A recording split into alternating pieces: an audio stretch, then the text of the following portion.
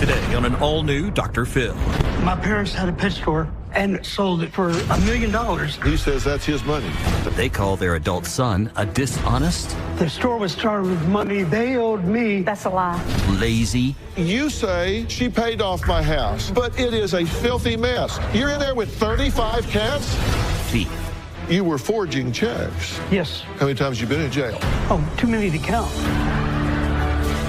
Let's do it. Have a good show, everybody. Here we go. This is a safe place to talk about hard things. Stand by. We'll count you down. Today's going to be a changing day in your life. 5, 4. I am not giving up on you.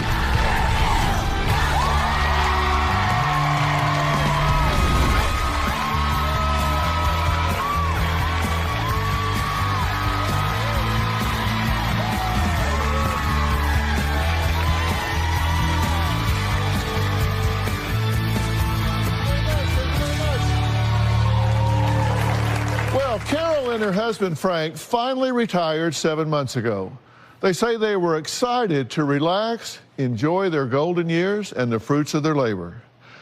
But tragically, they claim they have been robbed blind by someone who has stolen $20,000 from their pet store, charged $10,000 worth of products to their Amazon account, forged almost $5,000 in checks, and is now trying to claim the $1 million they made from selling their business. They say if this doesn't stop, they will be left penniless with nothing to show for their years of hard work. So what kind of person or people would try to destroy two innocent elderly retirees? A disgruntled former employee? An ex with an axe to grind? A cyber stalking group with a grudge? Well, if you guessed any of those, you're wrong, because the person that they say is robbing them is their 48-year-old son, Paul. My son, Paul, is stealing my husband and I blind and has been for almost 30 years. Paul has been a train wreck since he was 16 years old. Paul is manipulative and he's a lying, lazy thief. I need some cash. I don't have any cash. Paul has stolen at least $100,000 of our money. He's forged checks for thousands of dollars. We pressed charges and he went to jail. He assaulted his mom and was arrested. We recently sold our family business and he claims that we owe him half. My son did nothing except steal money from it. He stole $20,000 from the registers alone. He's been using our accounts to charge $10,000 and his response is, well, we owe him the money. Paul's trying to get back at us by stealing our retirement money. My husband, Frank, wants to put him in jail again, but I couldn't live with myself. The way he is and the way he thinks does not match up with reality. Just killing us to see him this way. I don't know what to do for him anymore. Well, Paul says, wait a minute. He says he hasn't stolen anything. In fact, he says he's entitled to every penny and more. He says his parents promised him the family business, and since they sold it out from under him, he will continue to steal from them until he gets what is his. Now, Carol and Frank say the pet store was never Paul's. In fact, he stole more than he made. Paul had an idea about opening a pet store, and we did it. It was very obvious from the beginning he didn't want to work. He would constantly quit, but come back a few days later. As an employer, I would describe him with one word: bad. We had a 6-foot Burmese python that was extremely mean. Most people knew to stay away from it, but not Paul. It bit him. It took us a long time to get that snake off. Of course, Paul's arm became infected, and guess who incurred the cost for that? Paul stole from the store all the time. He would ring things up, make it look like an error, and pocket the money. He would give credit back on purchases and pocket the money. I didn't give Paul any of the money from the sale because he didn't put a penny in it. Okay, it's good to meet you. Nice to meet you. You've been retired 7 months now? Yes. And your hope was to really kind of kick back and enjoy yourselves, right? Yes. hadn't gone that way? No, No. no, not at all. It's been miserable. Okay. And why do you think this is happening? Why is your son stealing from you? He wants. He thinks simply because he wants something that we should give it to him and pay for it. He doesn't have to steal anything. All he has to do is come ask her. She'll give him anything. Yep, Is that true? that's true. And I've told him, don't steal, ask me, and we'll work it out together. He, certainly qualifies as a terrorist in our, the way we look at it. Okay, so y'all opened a pet store, right? Was this his idea? It was his idea. Okay, and this was when he was 20. Yes. So how long ago was that? It was in 1989. Yeah, so we're talking a lot of Almost years 30 ago. years ago. Yeah, 30 years ago. So you opened this pet store. He said, let's open a pet store. Whose money was it? Mine. Okay, and has he worked there? Off and on. He quits. I fire him. He goes to jail. He begs his way back in. I let him come back in. We fight. How many times has he quit or been fired? 100. At least. Yeah. Are y'all like slow learners or Yes. what? Evidently, yeah. Obviously. I mean, if you fire somebody long about the 50th or 60th time, don't you think, this isn't working out, you might want to work somewhere else? Where else could he go and take what he wants? So how much do you figure he stole out of the register? Out of the register, I figure he hit us for probably $200 to $300 a week, don't you? Sometimes a day. Yeah. Now, you've sold the business. We sold the business. And you sold it for a handsome profit. You got $1 million out of this. And he says that's his money. Yes. Why is it his money? He says we should have left it to him to run.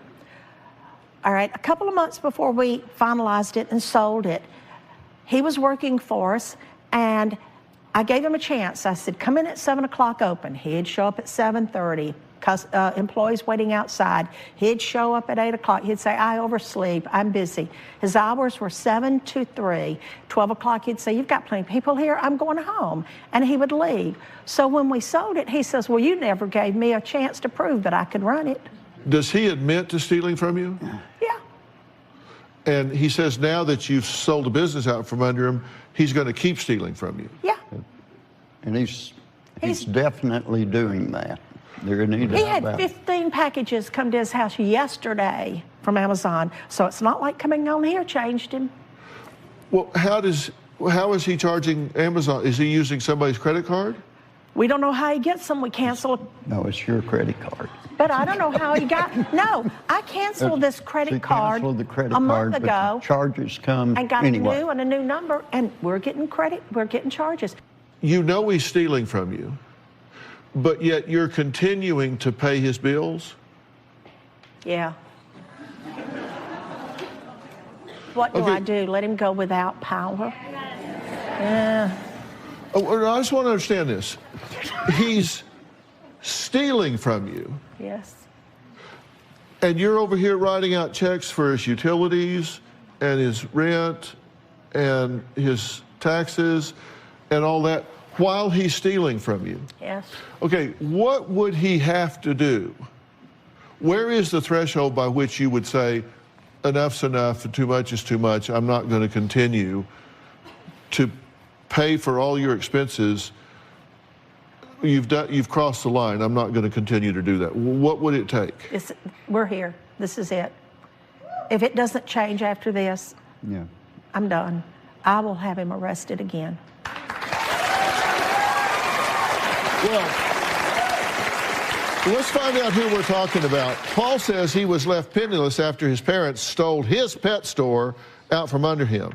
Now he says he will not stop stealing from them until he gets what's rightfully his, which I guess is $1 million.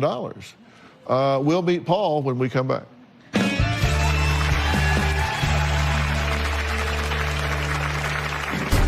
I feel betrayed by my own parents. They threw me away with the trash. I've stolen $10,000 from my parents in the last 6 months. I can't get a job because, thanks to my parents, I'm a violent felon and a convict. And later, you have an employee and they steal the money, and you say, see you tomorrow. If he gets arrested again, he may go away for 10 years. This isn't normal behavior. That's why we're here. Paul hacked into his dad's Amazon account. My son has spent $10,000 of our money on Amazon packages. His house has 30 cameras in it, and he doesn't need any. I've seen Paul make up to 40 charges in one day. And all the packages are still at our house. I don't press charges because I don't want to see him go to jail again, because I don't think he'll live through it. Well, he's making charges, but she won't press charges. Carol says her 48-year-old son, Paul, is a lazy thief who has stolen at least $100,000 from her and her husband and is now trying to take the $1 million they made from selling their pet store. Paul says, no. He deserves the money, and he will not stop stealing because it's what they owe him. Hear what he has to say. I feel betrayed, used, abandoned by my own parents. They got what they needed, said to hell with the family, and threw me away with the trash.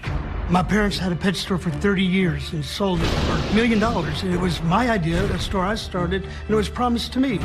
The day I found out they stole the business, I was angry beyond belief. I started charging everything I could to their Amazon account like crazy. I've stolen $10,000 from my parents in the last 6 months. When my mother found out about it, I told her I'd been charging as many things as I could just to be vindictive. She said to stop, but I haven't stopped. I've been arrested for forgery and assaulting my parents, which is completely false. I can't get a job because, thanks to my parents, I'm a violent felon and a convict. I barely survived.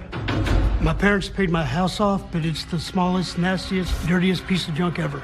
I'm stuck there with my wife, 35 cats, 6 dogs. My mom gets my disability check and pays all my utilities and bills. It disgusts me to be in her presence with what they did to me.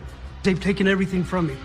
My parents were out buying houses, Mercedes, and I was supposed to be able to live that way one day. They took that away from me. I worked all my life in that pet store to make them rich. They're mad because they say I took things from the store, but I had the right to take those things and I didn't hide it from them. I'd love to be able to look at my mother's eyes and say, you screwed me, because what they did was all for $1. I'd love to look at my dad and say, you got what you want. I finally hate my mom now. I hope you're happy.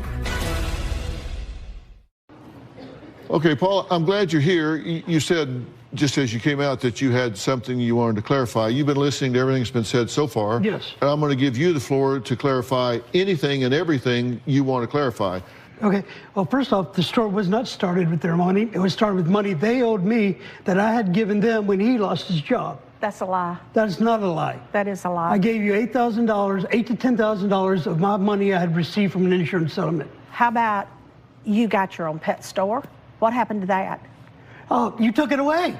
No, You put me got in on rehab drugs. and took it away and closed it down. You got on drugs, and all the So you vendors, decided I shouldn't have it. all the vendors were coming to me, and I had to pay it all off. Why did you need to go to rehab?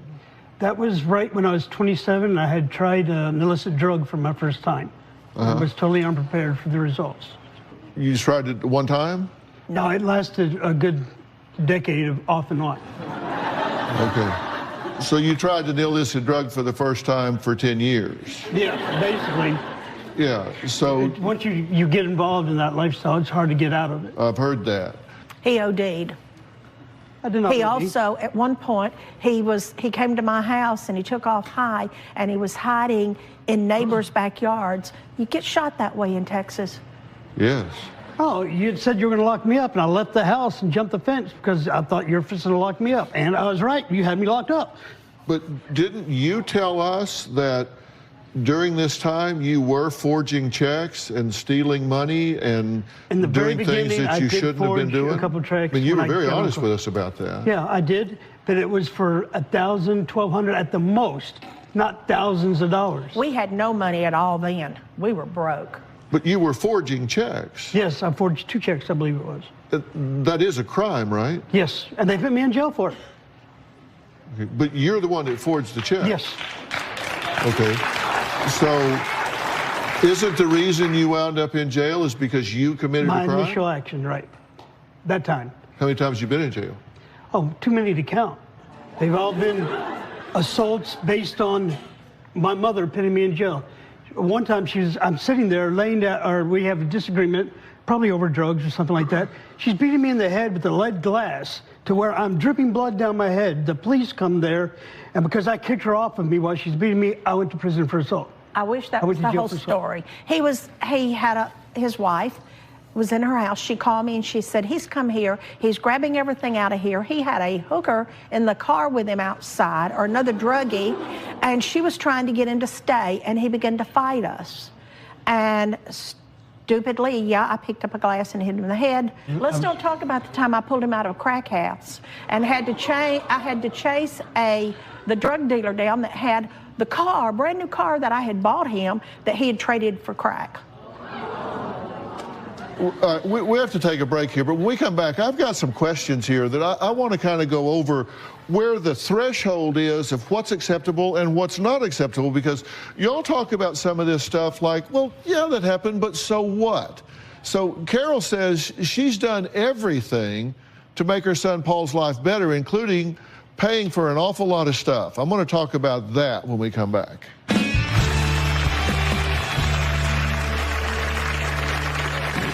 Even knowing Paul betrayed us, I've never stopped doing for him.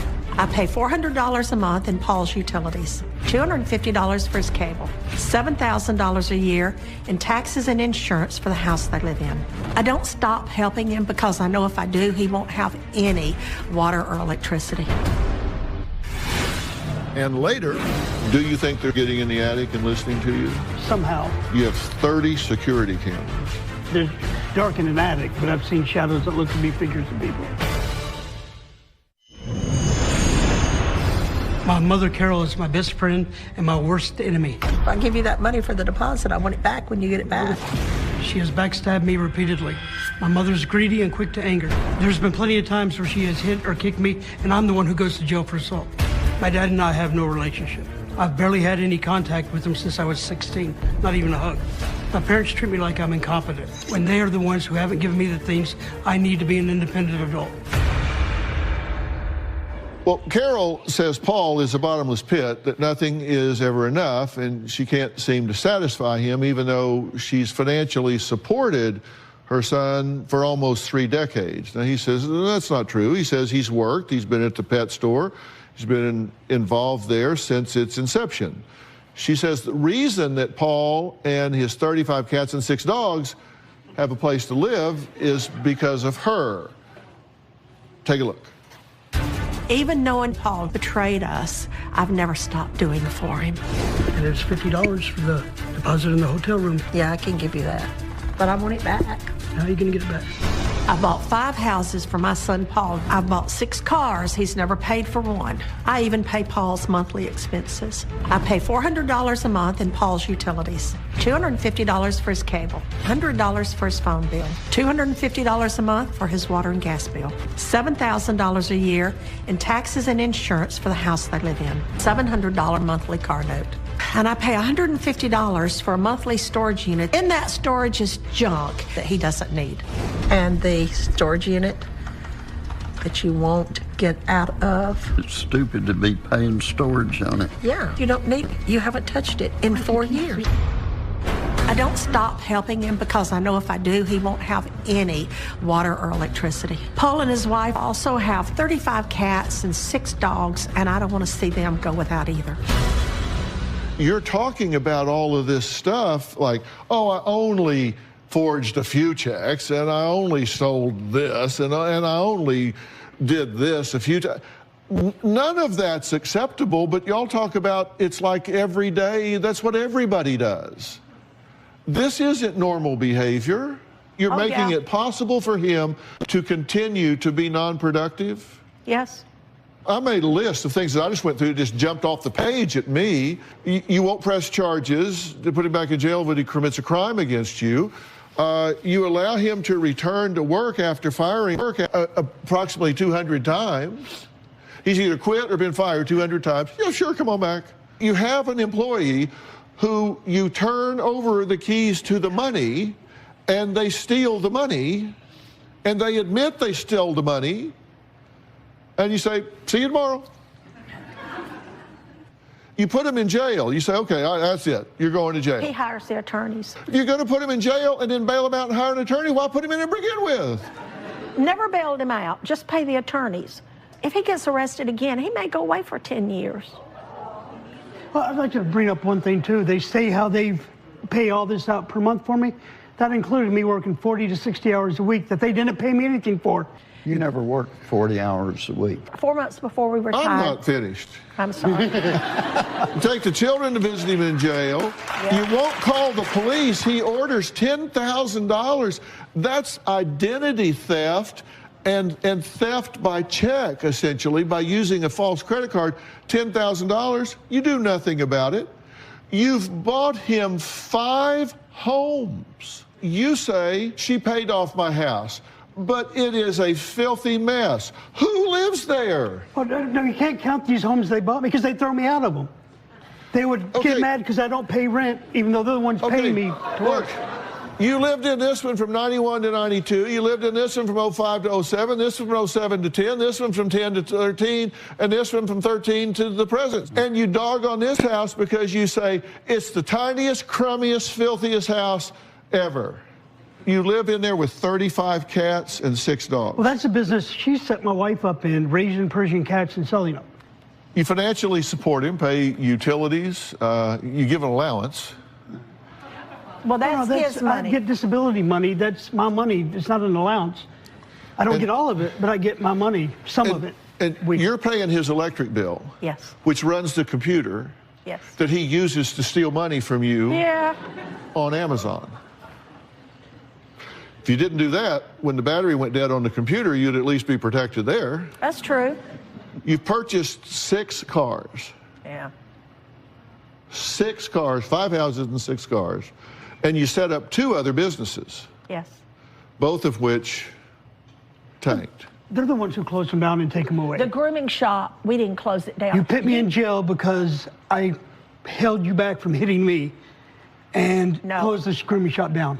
You're lying. Who would have known if it would have failed? He came over, he wanted something I had, put both his hands around me, squeezed me, and told me to give it to him. Oh, I didn't put my hands on you. I picked a note out of your hands and held it above your head. This isn't normal behavior. No, it's not. It's not. That's why we're here. Well, next, Paul says his parents are the reason he has over 30 security cameras in his home. We're going to find out why he believes his house is full of spies. We'll be right back.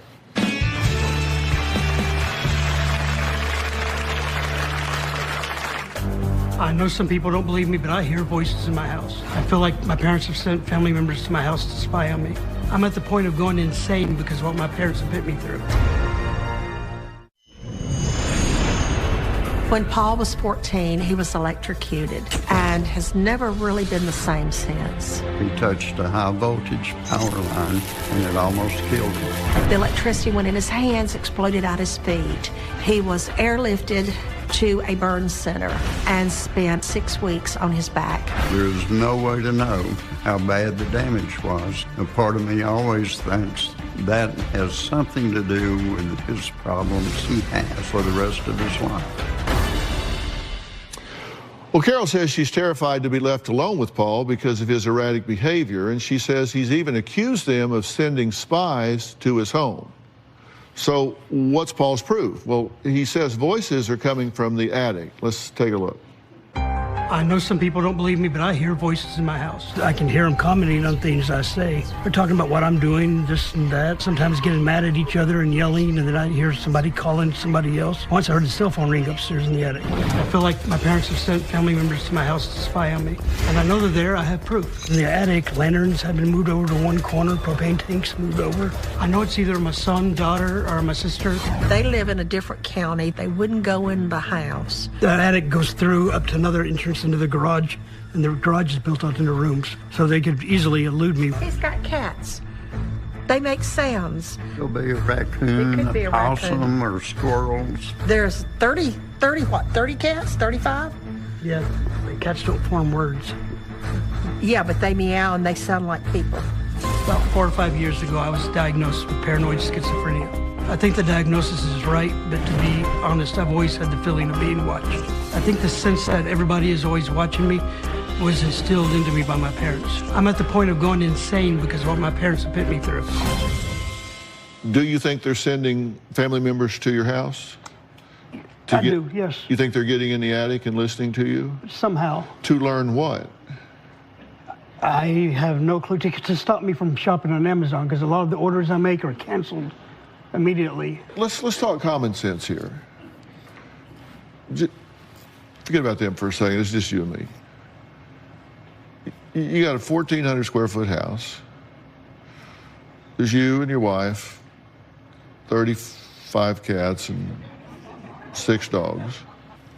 Does it make common sense to you that there's somebody that has access to get into the attic? You have 30 security cameras.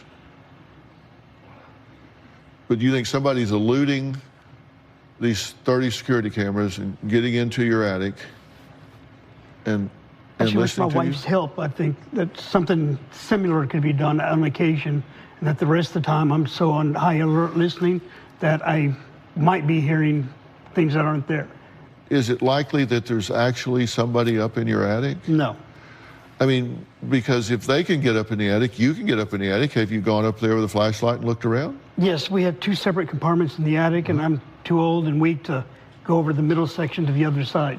So by the time I'm walking upstairs on one side, they could be on the other side into the garage room. Uh-huh. So I can never know definitively. And I pick cameras up there, but they're turned off every time I hear the noises by somebody else, not me. So when you hear the noise, the camera just goes off by itself? Yeah, the camera's not working. Come on. Honestly. Now, the cameras I did put up there have detected human movement. In what way?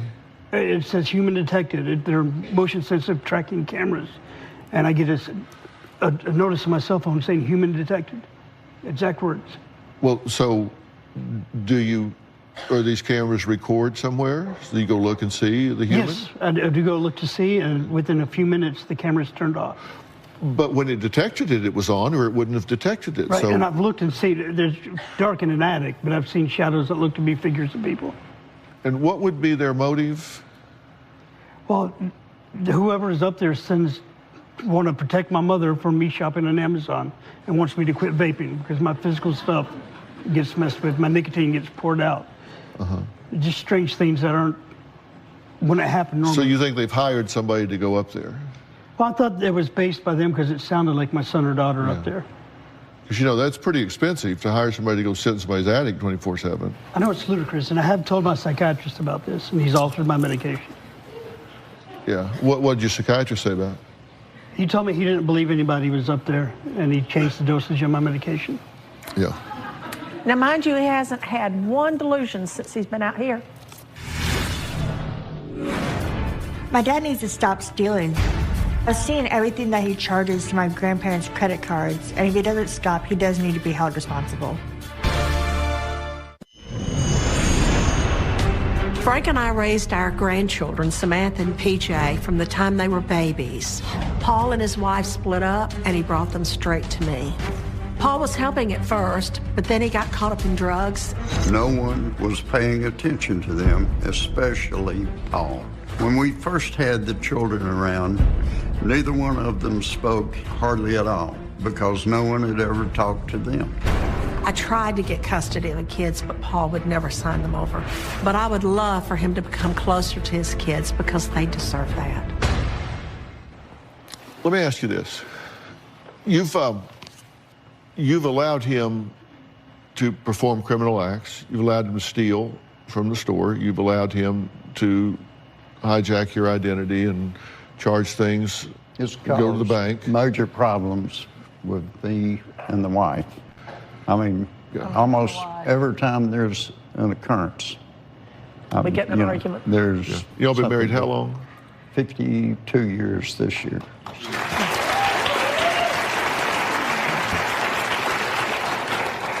How tragic would it be if you let the tension and stress build up to the point that it wrecked a relationship after 52 years? I'm not going to let that happen. No, you're not. I'll move somewhere else and close everything down. Yeah. And let me ask you this. All the things that you've done, all the paying of the bills, buying of the houses, buying of the cars, the money that's been taken and wasted, et cetera, et cetera. Has it helped him move to the next level? No. He's gotten worse. You have 2 children? Yes, And who's raised your 2 children? my parents have. Paul's 25-year-old daughter, Samantha, says she wants her father to stop taking advantage of his elderly parents and realize he doesn't deserve any of their hard-earned money. Let's hear from his daughter. My dad can be selfish, entitled, and depressed. Dad was in and out of my life. Right now, I don't have too much contact with him, but we are civil. My grandparents raised my brother and I because of my dad's drug use. My dad has anger issues and can be very disrespectful to my grandparents.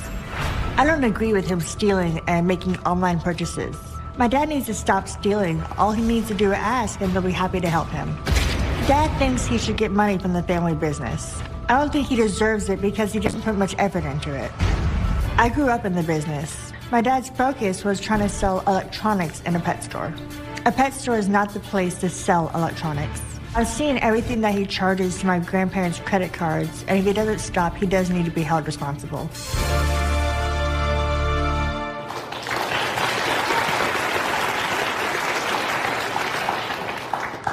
You love your father? Very much. And you want him to do better, and you want him to not victimize his parents. Correct. Why do you think he does what he does? I've never been sure. Well, we need to talk about what to do here. I mean, coming up, Paul says his parents blame his past drug use for his behavior and maybe his electrocution when he was 14, but he says they, not the drugs, not the electrocution, are the ones to blame for who he has become and where he is in his life. Talk about that when we come back.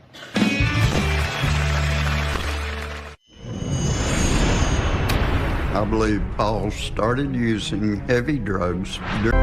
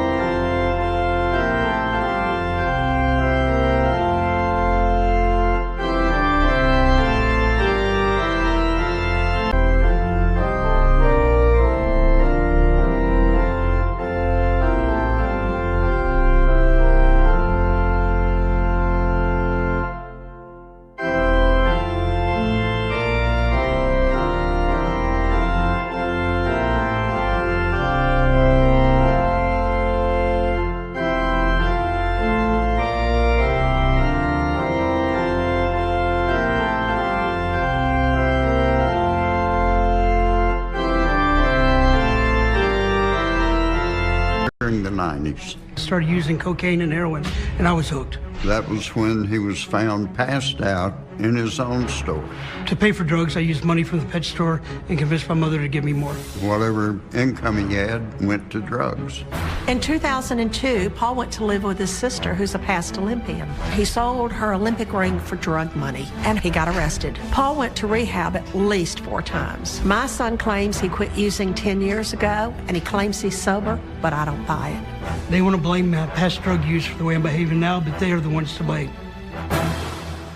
I want to ask you, what do you think needs to happen here? What do you think needs to be done for you to be happy, stop feeling like you're a victim, let these people enjoy their retirement? What would have to happen? I just would like recognition of what's happened, my contribution to why they have what they have. Because I really feel that they would have nothing if it weren't for me. So what is it you want to happen? I would like to be in the one of the bigger houses and a nice house and have a set amount of money I could spend every week. And a lot of it from my money that I get from disability. Mm-hmm. So you want them to support you at a higher level? Yes, based on the work for the past 20 to 30 years. Let me tell y'all what I think. This is reality, Yeah. okay? Number one, you cannot change what you do not acknowledge. If you don't acknowledge that you're doing this to make yourself feel better, not to make him function at a higher level, then you're never going to change it. And if you will acknowledge that, if you'll acknowledge what we're doing is not working, so we have to stop doing that. Your job as a parent is to prepare your child for the next level of life. That's true when they're 3, 5, 10, 15, whatever. And at this point, you're enabling of him. You know, I think old sayings get to be old sayings because they're profound, like a stitch in time saves 9 and, you know, all that. One of those old sayings is that necessity is the mother of invention. That when we need something, then we'll come up with something. He doesn't need to do any better because you take care of everything. When he needs to do better, he will do better. When he doesn't need to, why would he? I mean, if somebody paid all of my bills and bought me 5 houses and 6 cars, I'd probably be laying around like a lizard on a rock. And I say the same thing to you. You can't change what you don't acknowledge. Look, you're a bright, able-bodied guy. You say, well, I screwed up. You blame them, but you're the one that screwed up. If you've got a criminal record, then do what you can do. Be entrepreneurial. I've never had a job. I've never been hired. I've always been in business for myself. So go do something for yourself. Start out. Build something up on your own. You have skills. You have abilities. If you're saying, I just need, enough money to live an existence that I can feel okay about, you've got a running start. You've got a house. You've got a car. You've got some money coming in. All you have to do is start building on top of it. You can do more than you're doing. You just don't give yourself credit for it. You can do more than you're doing, and you will feel so much better when you do that. But until you acknowledge that you need to require more of yourself, you'll never do it. You're looking to them to come and hand you something, and they're not going to do it. And so you threaten that you're going to hurt them or yourself. That's childish. You don't need to do that. You're a better man than that. There are 2 more realities we'll cover when we come back, and one of them has to do with, I'm sure you can guess, money.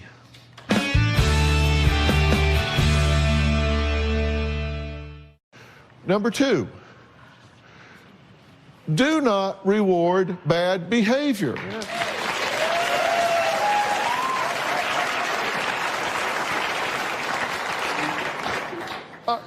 Come on. You're rewarding bad behavior. He steals from you, pay his bills.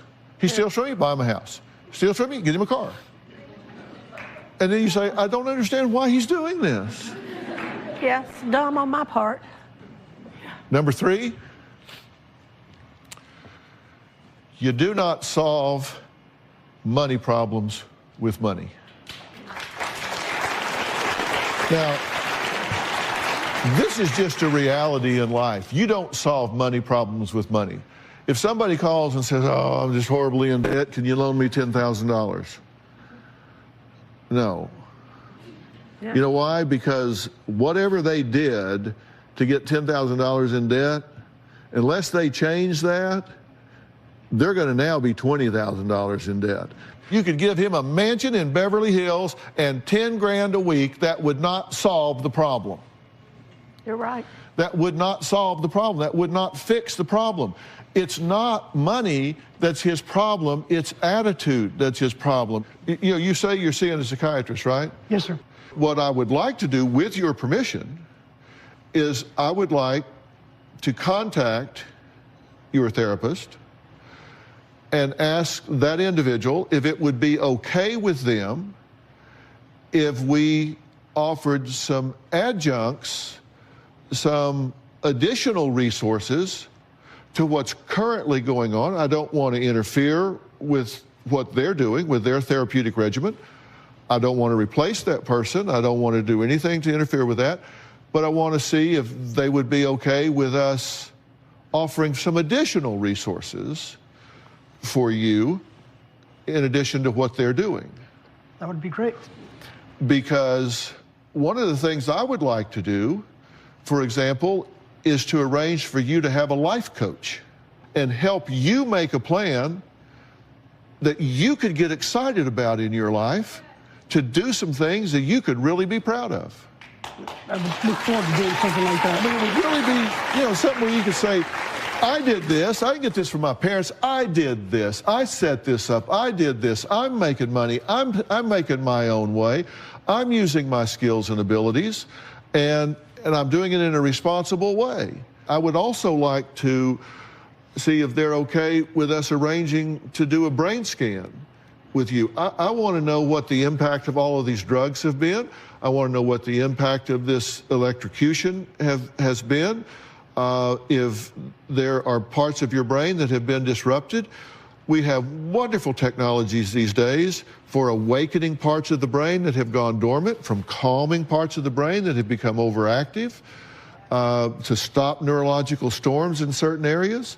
And I would like to, if it's okay with them, to do a brain scan and find out what's going on there, because there may be some things happening here that are involuntary for you, and I'd like to find out what all of that is. I'm all up for that. I want to help you help yourself. And I think you can do very well with it. You're a smart guy. Okay, fair enough? Yes, Does sir. that make sense to you guys? Yes, I think it's wonderful. But what you got to do is get the hell out of the way. Yeah. Okay? You got to stop. If I'm doing it, you got to stop tripping him. You got to stop selling him. You agree with me, right? Yes. Fair enough? Okay? Yeah. All right, I want to thank all of my guests today. For more information about today's show, log on to drphil.com. We will see you next time.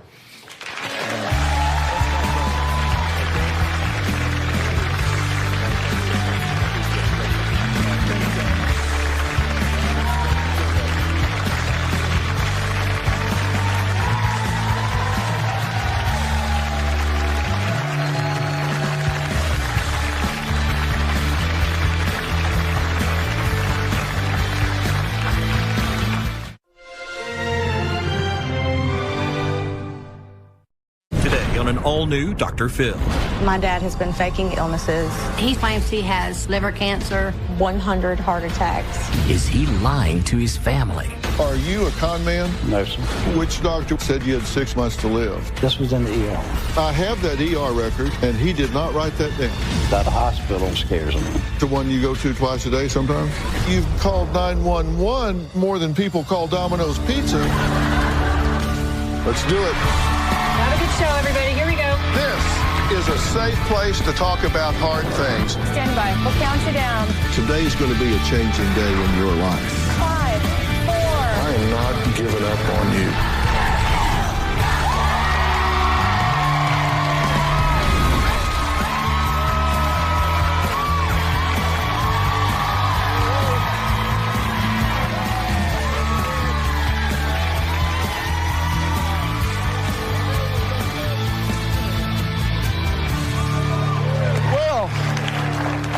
Is a former firefighter, EMT, who now claims to be in the fight of his life due to a long list of very serious health issues, including a dead liver from liver cancer and multiple heart attacks just this year. But there's just one hitch. All 3 of his daughters say their dad is a master manipulator, a liar, has extreme Munchausen's, and is not as sick as he pretends. His sister Terry also believes her brother is faking illnesses for attention, and it's hitting her niece Hillary the hardest. Terry says Carl went from being everyone's favorite to almost destroying the family with all of this nonsense. Take a look. Carl's constantly lying about his illnesses. It's a strong possibility that Carl has Munchausen syndrome. Carl claims he has kidney cancer, bladder cancer, liver cancer. Carl did say that he had kidney failure. He's claimed that he's had 7 or 8 massive heart attacks, 2 last week. I'm having chest pains right now. I think this year he was probably calling 911 once, twice a week. Carl's claimed that he's needed triple and quadruple bypass surgeries, and that's not true. When he tells me that he had a heart attack and he's walking out of the hospital within an hour, that's a lie. Carl's told me multiple times that he's dying. Carl takes insulin for his diabetes. I have to stick myself either injections or checking my blood sugar at least 25 times a day with a needle. But Carl also drinks 10, 12 or more Pepsis a day. Why are you smoking? Why are you drinking these Pepsis? Why don't you do something to extend your life for your children? And it's like I'm talking to a brick wall. Carl takes a lot of different pills every day. Blood pressure medication, medication for his diabetes, high blood pressure. Carl posts a lot of pitiful, poor me posts on Facebook. Carl's relationship with his daughters is very strained. Everyone basically is done with Carl. Over the years, I've given Carl tens of thousands of dollars. Carl called me and told me last month that he hadn't eaten in like 20 days. I didn't believe that at all. If you don't eat for 20 days, you're not going to be alive. I don't give Carl money anymore. He's a manipulative, self-centered person, and he has no feelings for what he does to anyone else. Well, you don't have to guess where she stands. Carl's daughter, Hillary, says her dad harasses her nonstop about his health problems and fake illnesses, and she just can't take it anymore. Take a look. My dad is a very good manipulator, con artist, and liar. My dad has been faking illnesses for 18 years. My father keeps himself sick on purpose. My dad takes an extraordinary amount of medication every single day. Celexa, isosorbide, whip, carbendazole, Zantac, Seroquel.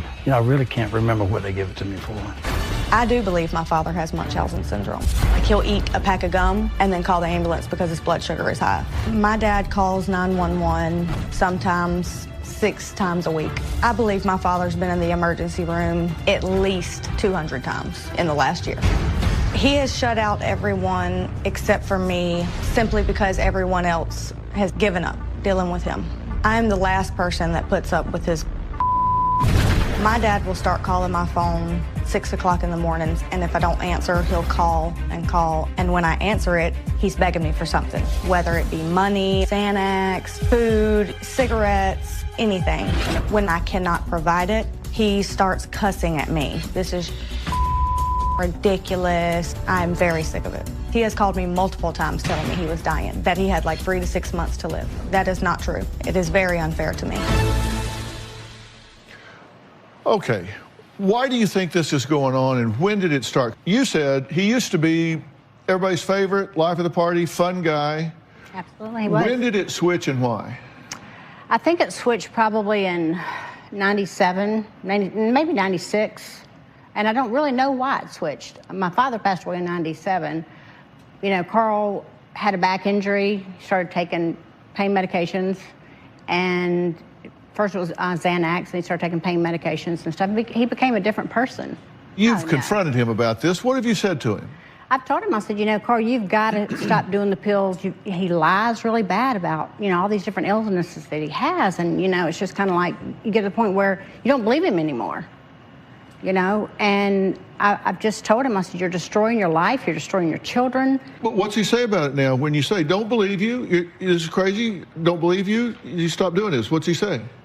I'm not lying. I am sick. I've had kidney cancer. I had, kidney failure. He told us 6 years ago that he was in renal failure. And my husband's like, well, what about dialysis? Oh, hell, I'm not taking that. I'm not doing that.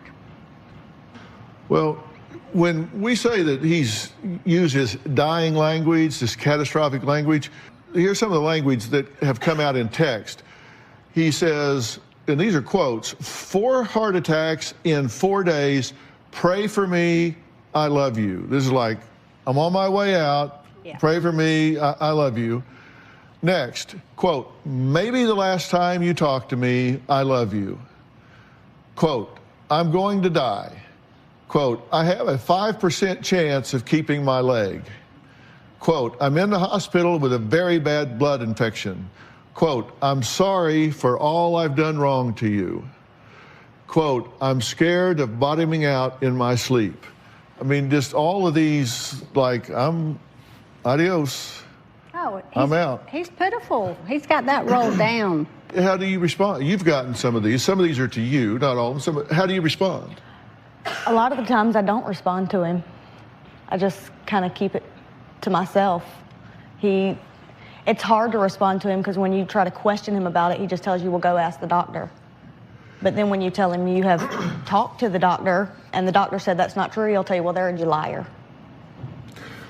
Well, my theory is people don't do things in a pattern, in repetition, without some kind of payoff. You don't do it unless you get something out of it. Right. Okay? All of us, everybody, anything we do in repetition, we do it for a payoff. What is his?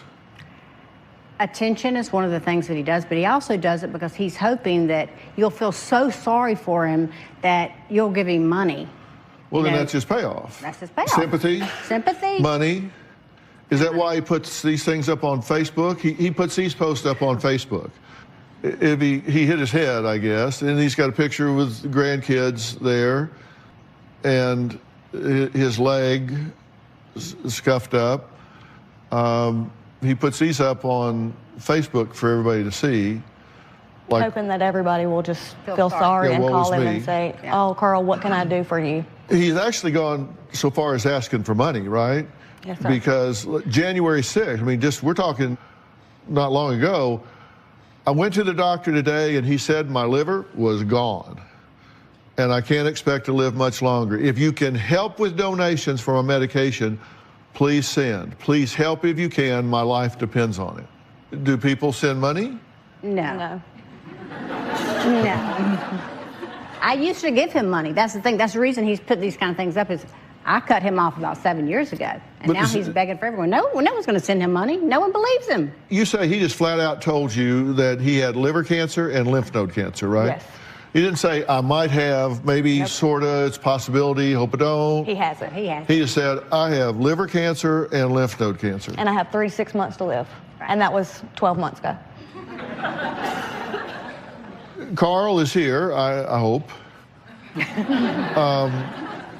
So coming up, he told his family he has lung cancer, liver cancer, lymph node cancer, kidney and bladder cancer. He had 4 heart attacks within 4 days just this month.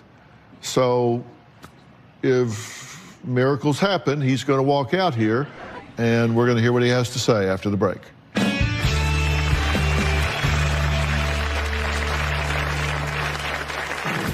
My health is failing due to my heart, my liver shot. My doctor told me that he's never seen anyone take the amount of insulin that I take every day. I am in a dark place. My daughters say that they have forgiven me, but they haven't. And later, which doctor told you only had a 5% chance of saving your leg? It was the vascular surgeon. As you beat the odds with your foot. Right. My dad constantly claims there is something wrong with him. It's always a new illness. My dad has told me that he has liver cancer, lymph node cancer, and kidney failure. None of that is true. I think my dad is claiming to have all these illnesses for attention. Coming all the way here for the Dr. Phil show is my ultimatum for my father. If he doesn't change after this, I will have to write him off. I can't do it anymore. Well, Hillary says her father, Carl, is the greatest con artist to ever live. She says he has been faking illnesses for 18 years, and his health issues have cost her a personal life. But Carl says his long list of health issues are real, and he hates being a burden to the family. Take a look. My family is broken apart because of bad decisions that I've made over the past several years. I was a serious addict for 15 years. I mean, it was just chaos. Currently, I'm not using pain medication or muscle relaxers. My health is failing due to my heart, my liver shot. 2 weeks ago, I was experiencing difficulty in breathing and chest pains, which is a textbook sign of a heart attack. I've had 4 stents put in my heart. I am also a diabetic. I take 380 units of insulin, which is approximately 9 or 10 shots a day. My doctor told me that he's never seen anyone take the amount of insulin that I take every day. I check my blood sugar with a meter approximately 10 to 12 times a day. I have been in renal failure a couple of times because of my kidneys. I have to insert a catheter inside myself 7 to 8 times a day. It's tremendously uncomfortable. I've called 911 in the last year probably 7 times. I am in a dark place. A couple of my family members are not currently speaking to me. My daughters hold hard feelings toward me. They say that they have forgiven me, but they haven't. Well, Carl, I'm glad you're here. How you feeling today? I'm feeling okay. Are you a con man? No, sir. Are you conning your family? Are you conning people on the internet when you go on there and say, I'm dying, I need money for medication? I've never put on there that I needed money for medication. I just read this. January 6, 2018. I went to the doctor today and he said my liver was gone. Right. I can't expect to live much longer.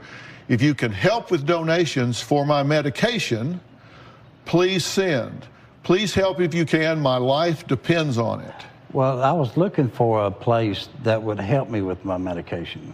Now wait a minute. I just said, are you conning people when you go on the internet and say, can you give me money for my medication? And you said, I've never gone on there and said, give me money for my medication. I forgot about that. I didn't even remember that. I didn't. But as far as being a con man, no, I'm not. I'm actually do not have the money for the medication. Okay, so your liver's gone. My liver is shot. How's your heart? My heart is very unpredictable. I mean, I don't know when chest pains are going to come on to where, I have to take nitroglycerin or if I start getting diaphoretic or, and having chest pains and have to call for the ambulance. They think that you claim illness and sickness when you really don't have it. I usually don't call anybody and tell them when I go to the hospital. You said your doctor said he's never seen anybody take as much insulin as you. That's exactly what he told me. Now, I'm a diabetic. Yeah. Has he ever had a diabetic that drank 12 Pepsis a day? I have no idea. He just told me that in his whole career, he's never seen anyone take 380 units of insulin in a day. Did you tell him you were drinking 12 cans of sugar a day? Well, I didn't tell him that I was drinking. I told him, I did tell him my diet's not, where it's supposed to be. And I've cut way back. Sometimes I drink 24 in a day. And you smoke? Yeah, I do smoke. Did you tell your daughter that you had cancer? I told her what the emergency room doctors had told me that they'd seen on the MRI or CAT scan, and they wanted me to follow up with an oncologist, and I never did. What did he tell you? He told me he had lymph node cancer and liver cancer. That's what they told me, right. Okay. That's what his suspicions were that I had. That's what I had. That is what you told her. Well, that's what he told me that, in his opinion, that's what I had. And then you didn't check it out? No, I didn't check it out because I didn't want to know. You who say you've been to the ER and called 911 more than people call Domino's Pizza, and you get somebody to tell you that you've got cancer and you don't even follow up on it? No, I didn't because I didn't care. How many times have you been to the doctor or the ER since then? Well, that would be for preventative, as far as if I'm having a heart attack right then, or if I'm having severe chest pains, then I know that I need to get something done to stop the chest pains. Did you mention to them, by the way, you should know that I have liver and lymph node cancer? No, I didn't. Does that seem reasonable? No, it doesn't seem, none of this seems reasonable. None of it does. Okay, we found something we agree on. Absolutely. Okay. All right. Okay, up next, Carl's other daughter, Heather, says her dad told her he only had 6 to 12 months to live and a 5% chance of keeping his leg. She says she is sick of his lies. We'll meet her when we come back.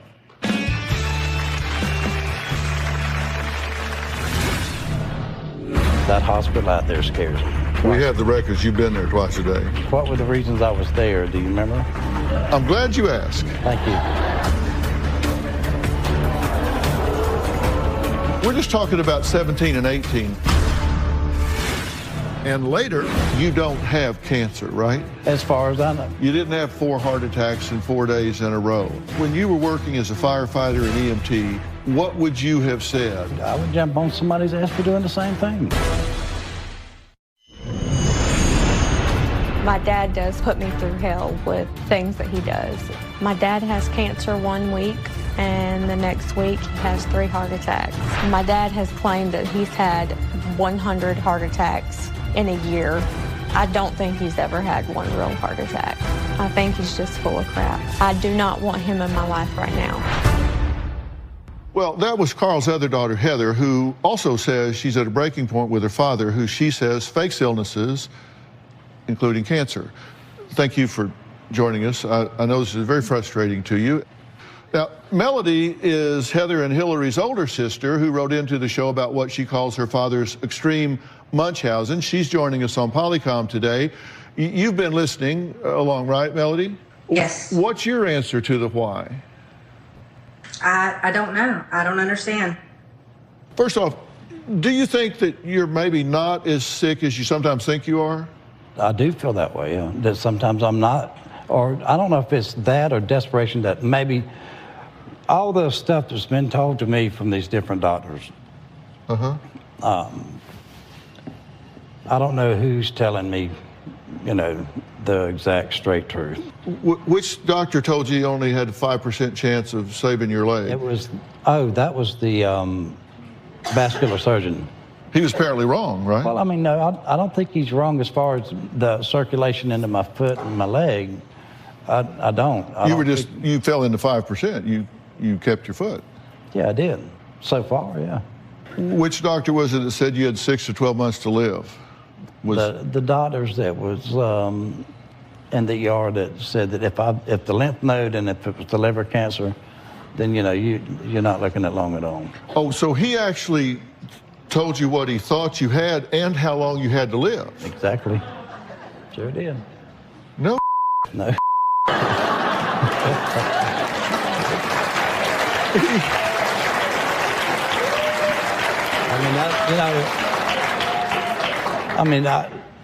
That's all I know to tell you is what. Well, is this guy like 12 years old? What? No, but you know. Because I can't find I cannot find a certified oncologist that will tell a patient that they've got 6 or 12 months to live.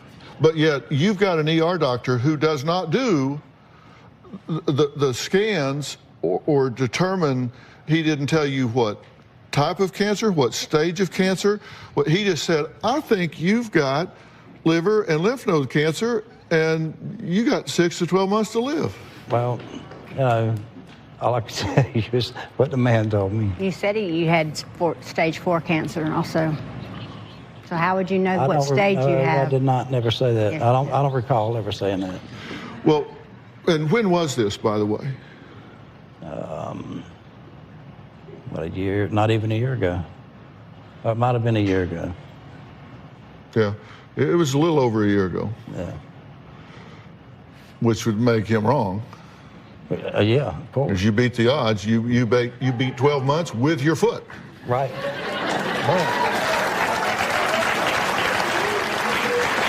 And by the way, I have that ER record, and he did not write that down.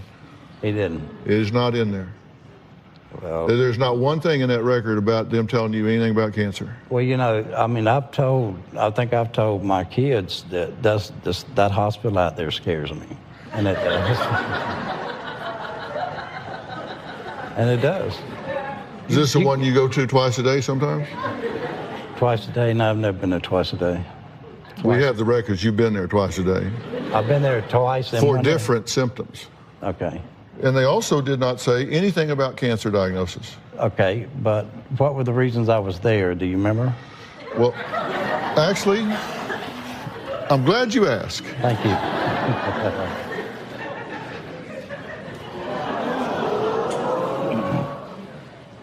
Because here are the things that you have claimed when you have gone in. Liver and lymph node cancer, there is no record, no chemo, no radiation. No. No chemo, no radiation. You have said you have had bladder cancer. There is no record anywhere that you have ever been diagnosed with bladder cancer. You've never had any chemo or radiation treatment for bladder cancer. You have said you had kidney cancer. There is no record. You have had no chemo. You have had no radiation for that. You have said you had lung cancer. There is no record, and your lungs actually are clear. Right. You said you have had 4 heart attacks in 4 days. There is no record of you having a heart attack, and the day you said you had that, you walked home. 4 heart attacks. From the hospital where you had the heart attack. Okay. And you said you had triple bypass surgery? No, I ain't never had bypass surgery. No, you haven't. And there's no record of it, and your heart is normal. Okay? Broken bones? We're just talking about 17 and 18 now. This is just last year and this year so far. Broken bones? No. Mild stroke? No. Kidney failure? No. Severe leg infection? There was an ultrasound. It was negative. No amputation. 6 to 12 months to live. Well, you just didn't die. Okay, I mean, as comical as it might sound, the broken bones, I broke both my legs and both my ankles at the same time. In 14. That was in 2014, not in 17, 18. No, I didn't. I never said it was in 17 or 18. Yes, I never you did. Well, there aren't versions of the truth, and when you're just making things up, it's hard to remember when you said what to who. I understand that, too. Coming up, Terry says Carl just has no dignity and doctor shops for prescriptions. Is Carl really sick here? We'll talk about that when we come back.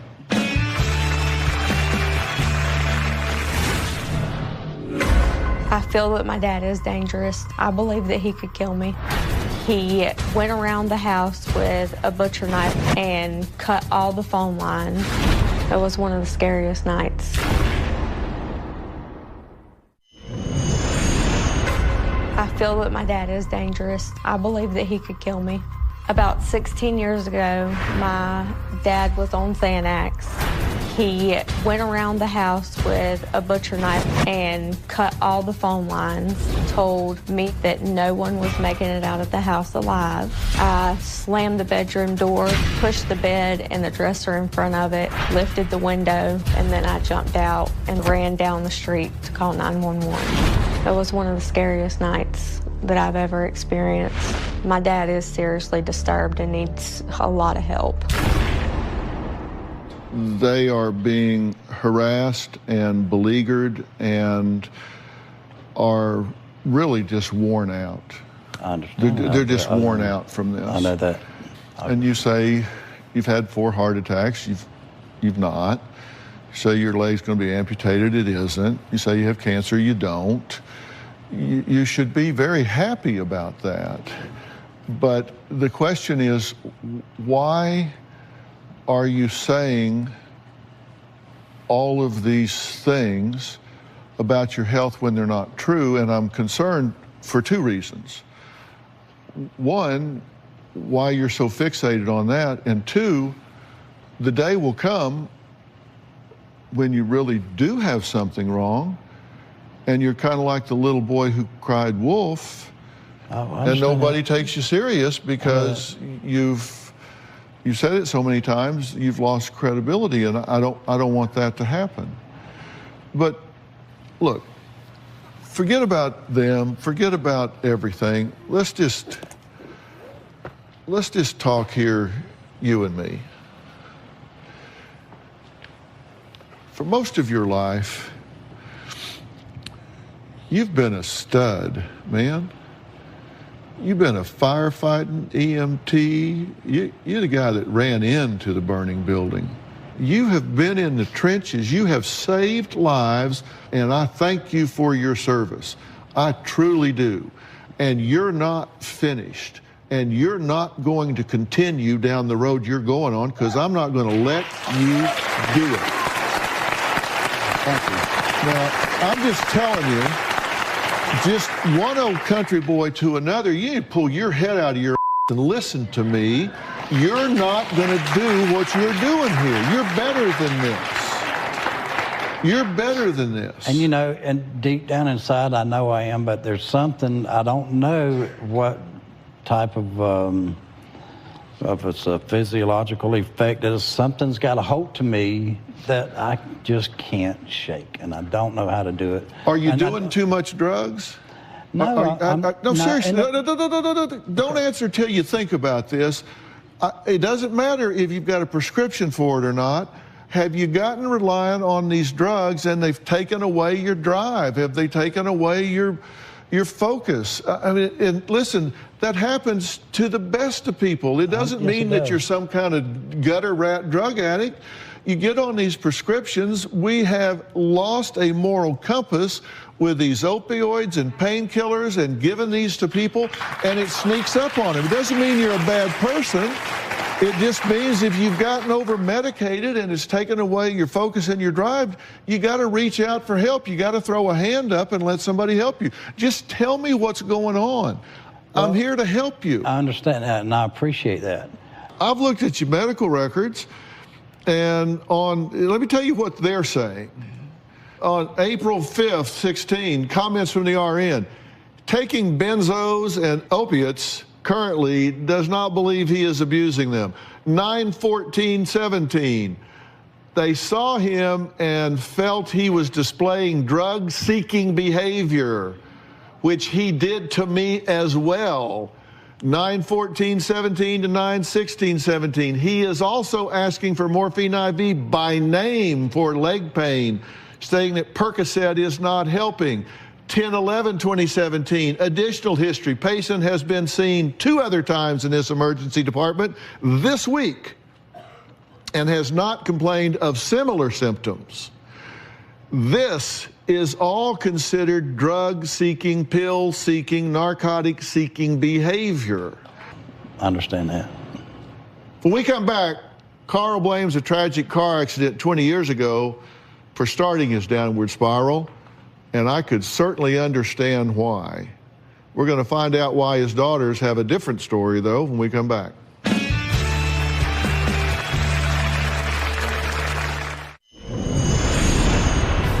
Carl's a totally different person when he's doing drugs. He and I got into a fight at the hospital when my mother was passing away. First time I've ever cussed him out while she was dying. He was down in the emergency room getting pain pills. That's disgusting. I'm not going to have that in my life anymore. Well, Terry and her nieces have all been shaken to the core by Carl's erratic behavior, but there's a tragic event from the past that haunts this entire family. Take a look.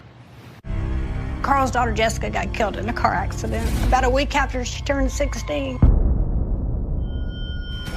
Heather was in the car with him. I remember every detail like it was yesterday. We were T-boned on the driver's side where my sister was. I had a broken pelvis. Jessica lived until about 4 o'clock the following morning. That hit me extremely hard. I was just inconsolable. When my daughter passed away, I started taking pain medication much more than I needed it. His drug progression really just skyrocketed. It pushed him to where he didn't care if he lived or not. I was suffering from extreme grief. I covered it up with taking the pain pills. That was a terrible choice I made, and it was one that stuck with me for 16 years. Very sorry for your loss. I'm very sorry for your loss. I lost one of my kids. They'd have to take me to the dump. You won't hear me say I know how you feel. You say after the accident, your pain pill use got out of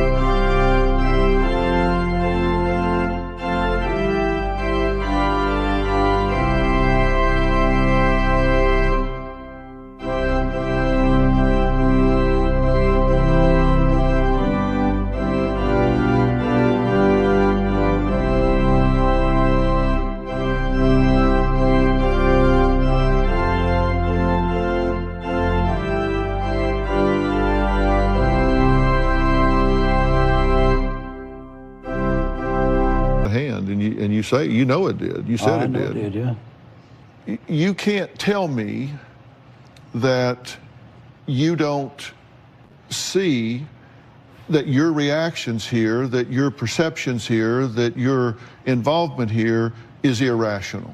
I know, exactly. I agree with you 100%. This is not who you are. If you had, when you were working as a firefighter and EMT, and you had on your route, your area, that you were picking up 2 and 3 times a week, sometimes twice a day, taken to the ER time and time and time again, what would you have said? You pick somebody up, you brought him back, and nothing wrong with him. Pick him up, bring him back, nothing wrong with him. Pick him up, bring him back, nothing wrong with him. You'd have been said, hey, come on, stop wasting resources here. Right. You wouldn't have put up with that. I've done the same thing in the field. I would jump on somebody's ass for doing the same thing. But you recognize you don't have cancer, right? Yeah. Yeah, you know you don't. I recognize that I don't have his cancer. As far as I know, I'm just telling you now, I don't think I have it now. You have no evidence that you have cancer? None. You didn't have 4 heart attacks in 4 days in a row. I mean, you are not, all of this stuff I've listed up here, you just don't have. You've just built this up in your mind, and there's a reason for it. And you've got to figure out what that reason is. And I'm willing to help you do this, and I know how to go about this if you're willing to grab on and do this. Yes, that's why I'm here. All right, coming up, Hillary says her dad uses her for rides, money, food, and cigarettes, and will even lie that he's been robbed of all of his groceries. And say, I haven't eaten in 20 days. Nah, You told me that. You have said that. 20 days. No, that's true. Not true. We'll talk about that next.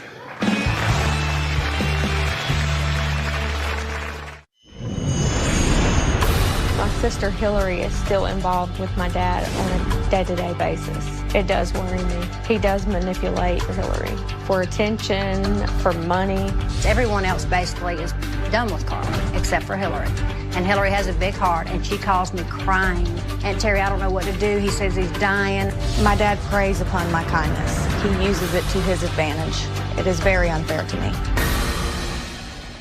Is there any doubt in y'all's mind that he is either intentionally or unintentionally misperceiving his situation? He's not seeing this clearly. I mean, whether you think he's making it up for manipulative purposes, he's just lying and all, or not, you recognize that he's not seeing this straight. Oh, yes. I can't diagnose him here. That would be improper for me to do because I would have to go through a whole diagnostic process. But I can tell you what would be on my short list of considerations. There would be 4 possibilities, 2 of them that would be real high on the list. One's just simple malingering, right? And simple malingering is just what it sounds like. It's the intentional reporting of fabricated symptoms motivated by a clearly recognizable goal, like money or avoiding responsibilities or obtaining drugs or whatever. This is when they just make stuff up, just totally fabricate something for some kind of gain. Right. Another possibility is somatic symptom disorder, and that is abnormal thoughts, feelings, and behaviors in response to perceived physical symptoms, even when there is evidence to the contrary. They perceive it, even when there's evidence to the contrary. If you have cancer, well, you don't. I've had a heart attack. Well, your heart's fine. What you have to be willing to do is say, I'm not going to be part of the conversation. I'm not going to be part of the dialogue. I'm not going to respond. You just don't have to respond. Just, if you don't react, then you don't reinforce. And if you don't reinforce, then here's what you can expect. It'll get worse. It's called the extinction effect. You know, when he's done something and he gets a reaction, and he does something, he gets a reaction, does something, gets a reaction, all of a sudden he doesn't, he'll go, oh, well, I just need to do more. I just need to say it louder.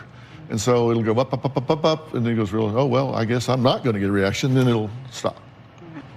You need to take care of yourselves. And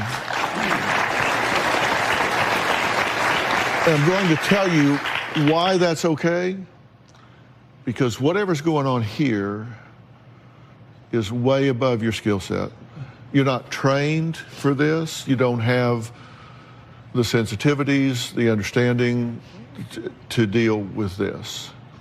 So you couldn't fix it if you want to, but I'm going to help him with this.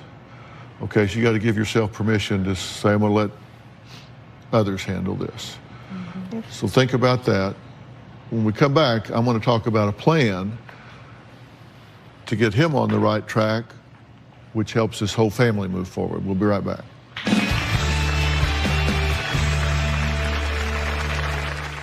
There's 3 things that I want you to do for me, okay? Okay.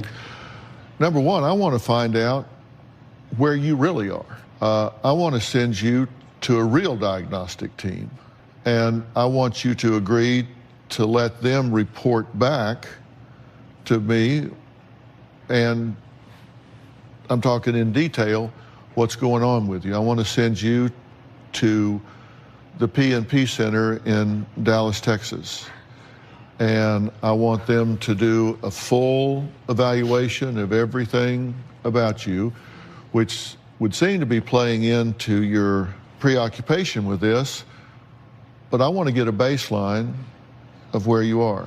Number 2, I want to get you engaged with a therapist, and I can do this. You have a computer, right? I can do this through Doctor On Demand, and Doctor On Demand is a company that I have with my son Jay, and it's an app you can download on your computer, and you can do it from anywhere you are, whether it's home or on the road or wherever. You can come face to face with a board certified and licensed therapist that can work with you from the privacy of your own home and work through these issues. And I'm going to handpick this person, and I'm going to show them this whole exchange that we've had and give them the whole file that I have to start working with you. Then third, I'm going to get you a trainer, and you're going to start working on your health instead of your sickness. You're going to start working on getting yourself in shape. So what do you think about that plan? I think that's an excellent plan, and that's something I really want to do. All right, you got to do it. All right. If you at home want to have your own Doctor On Demand, go to Google Play Store or iTunes App Store, and you can download the Doctor On Demand app. It truly is great. I want to thank all of my guests today, and a special thanks to Dr. Frank Lawless at the P&P Center, where we're going to get a good baseline on him. For more information about today's show, you can log on to drphil.com. Tell us what you think on Facebook and Twitter, and you're going to let us know how things go as we move forward, right? Yes, sir. Does this sound like a plan to you guys? Thank you. Mm-hmm. Thank you.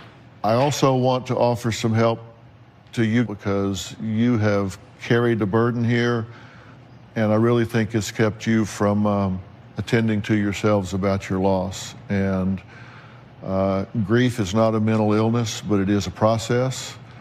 And to the extent that you feel like you need it, I want to make that available to you as well. Fair enough? Yes, sir. Thank you. All right. Thank you. We'll see you next time.